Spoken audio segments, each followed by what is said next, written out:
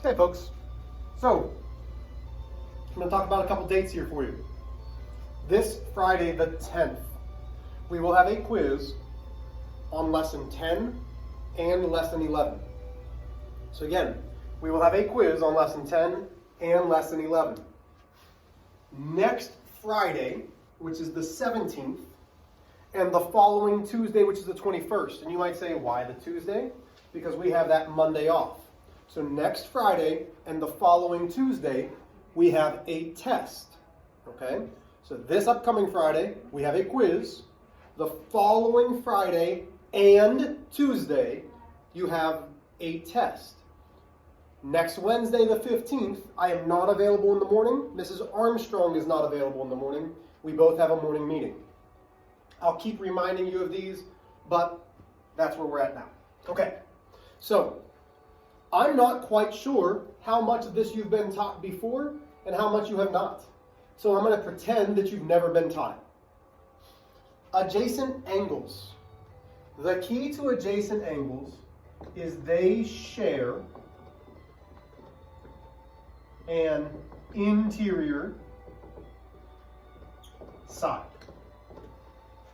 So interior means inside.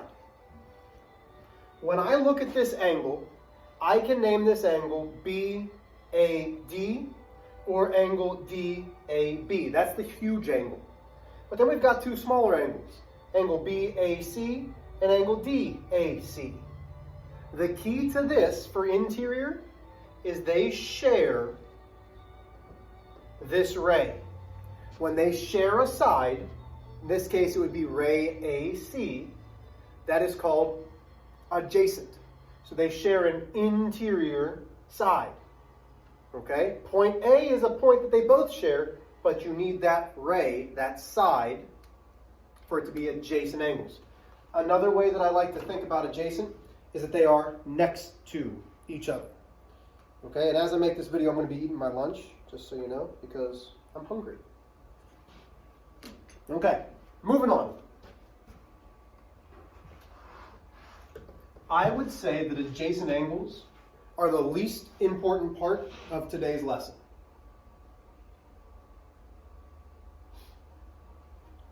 So we have vertical angles, we have angles on a line. I'm going to put a couple things here right away. I'm going to put underneath vertical angles this symbol that's an equal sign with a little nye above it. That means congruent. Congruent means they are the same. So another way to say it is, they're equal. But Mr. H, why aren't you using an equal sign? Because in geometry, measures are going to be congruent, not equal. Okay, so vertical angles are congruent. That means vertical angles will have the same measure. Angles on a line will always have a sum of a measure. So when they have a sum of, that means we're going to add them all together. When they're on a line, they have a sum of 180 degrees. So vertical angles are congruent, which means they're the same. Angles on a line have a sum of 180. So what are vertical angles? I'm going to go right off this definition. They're vertical angles if their sides form two pairs of opposite rays. So if their sides form two pairs of opposite rays. Now, I don't like that definition. Take a look here. For you to have vertical angles, you have to have a straight line, something that's linear. You need another straight line, okay? They can't be crooked, they have to be straight lines. The angles that are opposite of each other are congruent. That means A degree is congruent to B degrees. Which other angles are vertical? These angles here are also vertical because they are directly opposite of each other. So I would say angle DCG is congruent to angle FCA. E. Those are vertical. What that means is if A is 20 degrees, we know B has to be 20 degrees. Why? They're vertical angles, which means they're congruent, which means they're the same. So then that would be 160 degrees here, which means this angle directly across would also be 160 degrees. Vertical angles. Angles on a line. Now,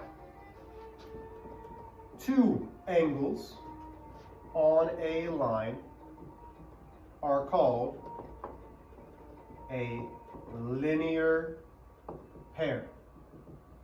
So those two angles are a linear pair. But the key to all angles on a line, it does not matter if there are more than two angles on a line. It does not matter if there's more than two angles on a line, because it still has a sum of 180 degrees, no matter what. If the angles are on a straight line, the sum of all of the angles have to add up to 180 degrees. No ifs, ands, or buts about it. Okay, so now we have adjacent angles next to, vertical angles opposite of each other, angles on a line. If there's just two, they're called a linear pair. If there's more than two, it doesn't matter. As long as there's two angles on a line, they have to add up to 180.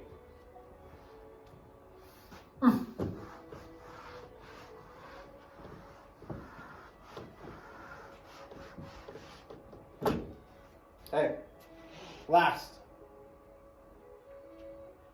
Angles at a point.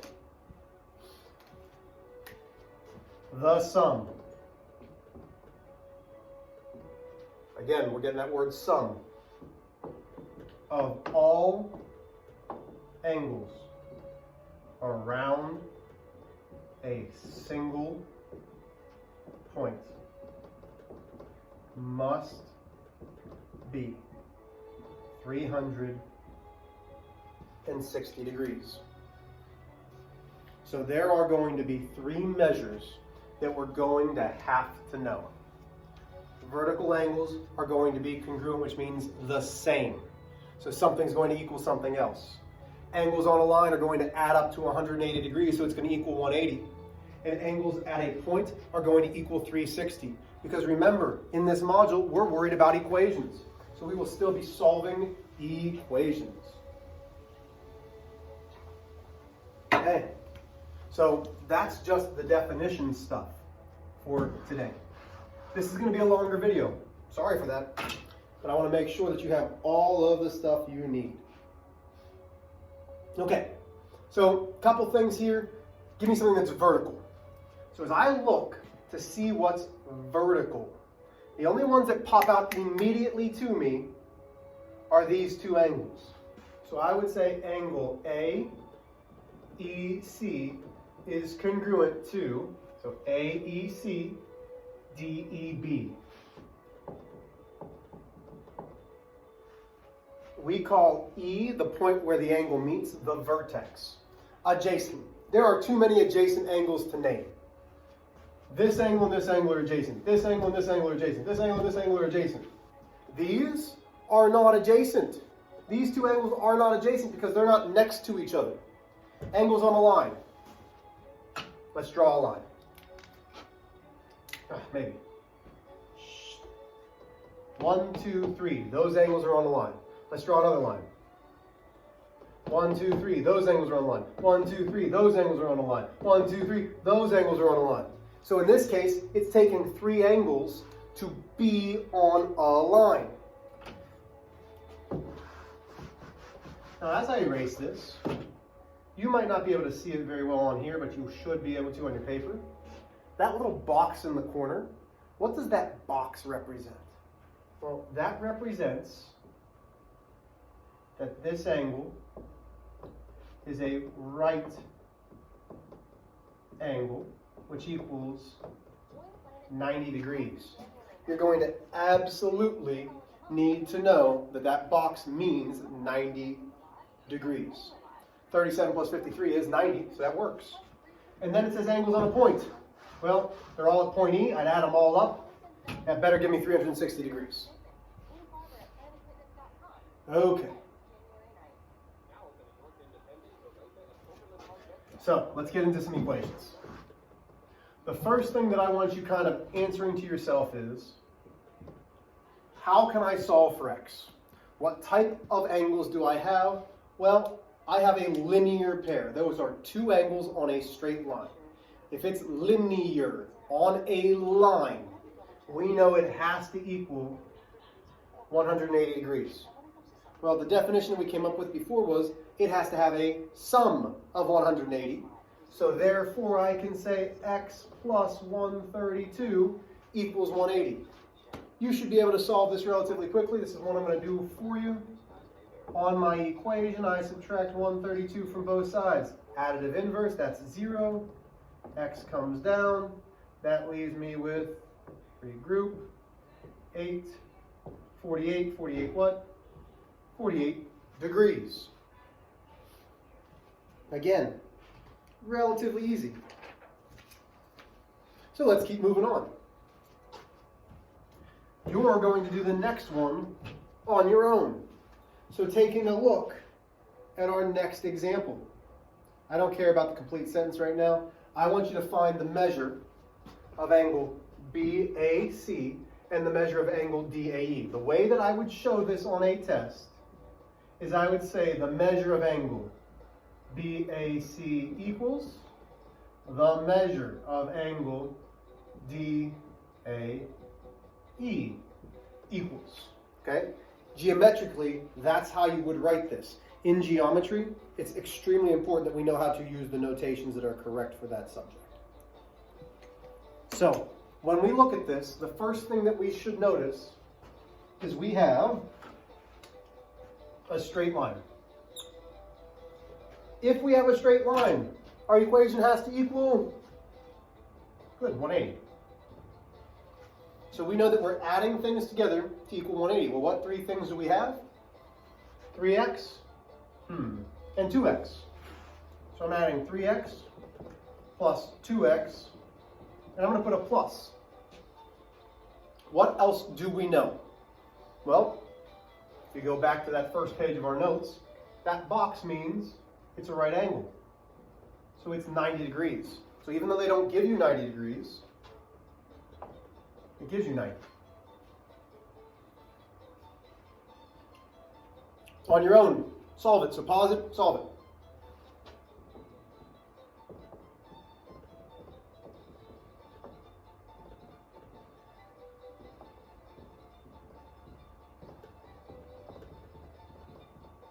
So if you come back, you're watching me solve. X equals, it's going to go in ones, 40, so it should be 18. Now, x is not a degree. Okay? X is just 18. Why is it not a degree? Well, now we need to do something else. This is saying 3x. So to find this angle measure, it's 3 multiplied by 18. So 3 times 8 is 4, regroup the 2, so that's 54 degrees. That makes sense. Over here, I need to substitute my x in. That's 2 times 18. That's going to give me 36 degrees. How can I check to make sure that this works? Well, if this is 90, these other two angles have to add up to 90 as well. Oh, wait a minute. They do. So now I have my two angles that are 90 degrees. This whole thing equals 180. I now have a point or angles on a line. Relatively simple. Okay? Moving on. What you're noticing is, so far, a lot of things equal 180. That's going to be a trend. Okay, so again, I'm not worried about the complete sentence. I'm worried about how we can do this. So it wants me to solve for x and y. Uh-oh. And then it wants me to find the measure of angle LEB and the measure of angle KEB, which is x and y. So the first thing that we say is we have two variables. We don't know what to do with two variables. We really don't. So now as we look at this, we've got two options. We have a straight line with just 144 and x. I don't think that's the easiest thing to solve for first. I think y is the easiest to solve for because they are vertical angles. So my equation would read 144 equals y. They're the same, they're equal, perfect. Well, how would I find the next one? Well, if this is a straight line, straight lines are add up to 180. If I'd say 144 plus x, find the balance point. That's the additive inverse. Regroup. Oh, so x is 36 degrees.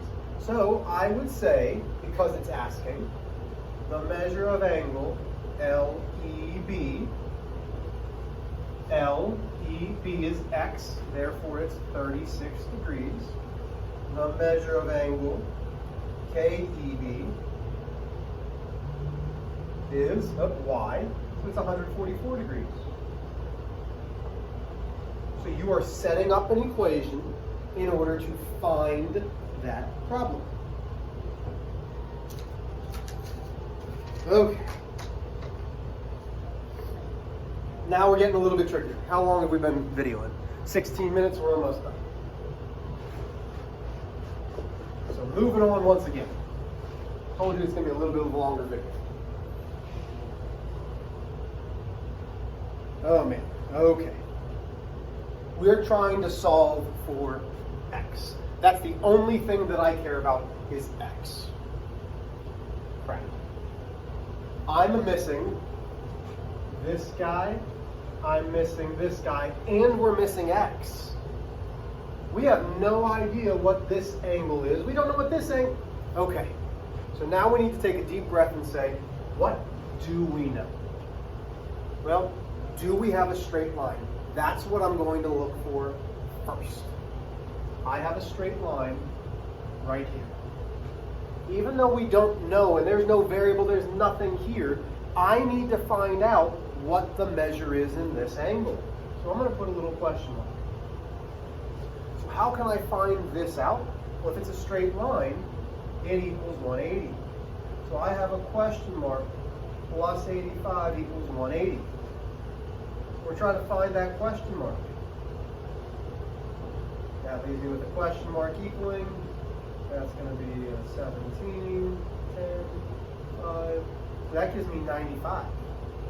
So this question mark is 95 degrees. Well, that absolutely helps me. And you might be saying, Mr. H, why does that help me?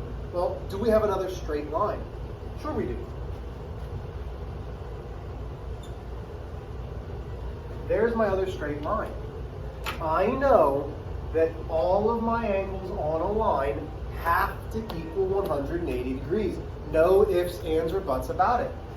So I'm going to do this up here. So this was step 1. Now I'm going to do step 2.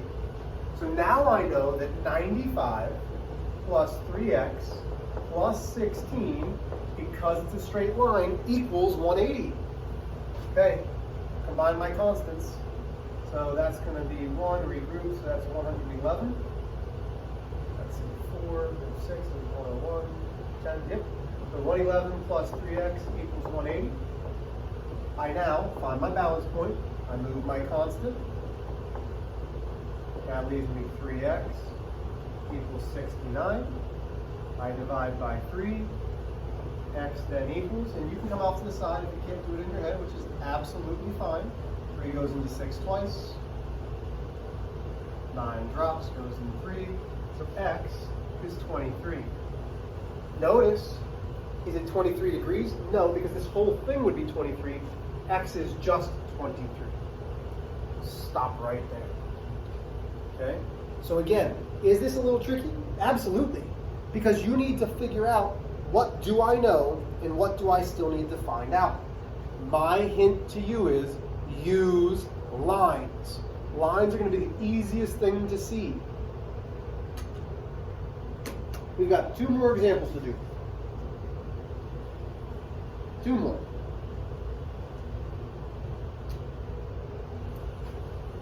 Maybe 3. That might be more.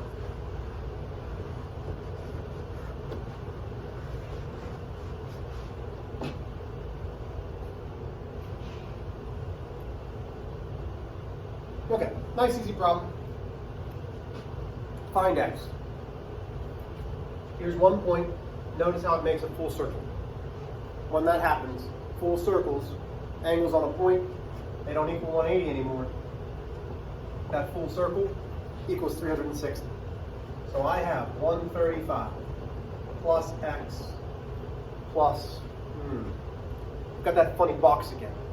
That box we know means 90 degrees. So 135 plus x plus 90 equals 360. Combine my like terms on the same side because those are constants. That's going to give me 225 plus x equals 360. Subtract 225 from both sides. That's the additive inverse because that equals 0. That leaves me, regroup, 5, 3. That leaves me 135 degrees. So, for this problem, the equation itself was simple enough. It was knowing what do all of those angles have to add up to. They have to add up to 360 because they go all the way around.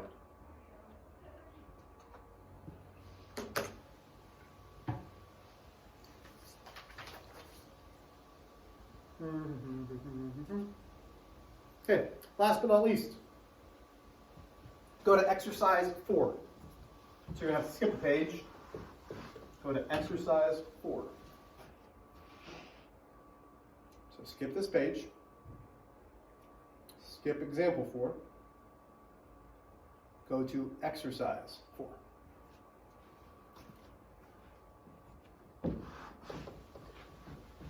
Okay, this one I'm actually going to read. It says the ratio of the measure of angle GFH to the measure of angle EFH is 2 to 3. They've actually already given you the 2 to 3. When they tell you about that ratio, it's 2x to 3x, so we don't know those angles. What do we know this whole thing has to be? Well, when I look here, I see my green box. My green box means that that has to be 90 degrees. The whole thing is 90 degrees. Now, if I know that this angle and this angle make up that whole box, I can say 2x plus 3x equals 90. These are adjacent angles. They're the ones that are forming the bigger angle. So now I can say 5x equals 90. I can divide by 5. X then equals 140, gives me 18 again. So x is 18. We want to find the measure of angle GFH and the measure of angle EFH.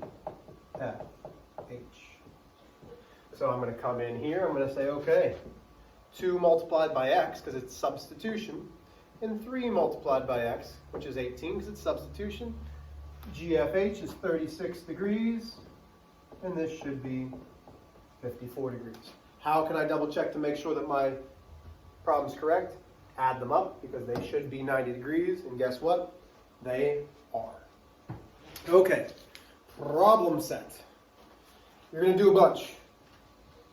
I would like you to do number 1, 2, 3, 4,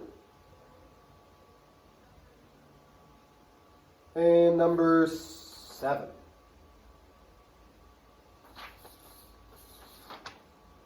One, 2, 3, 4, number 7. Don't want any more? Yes, and number 8.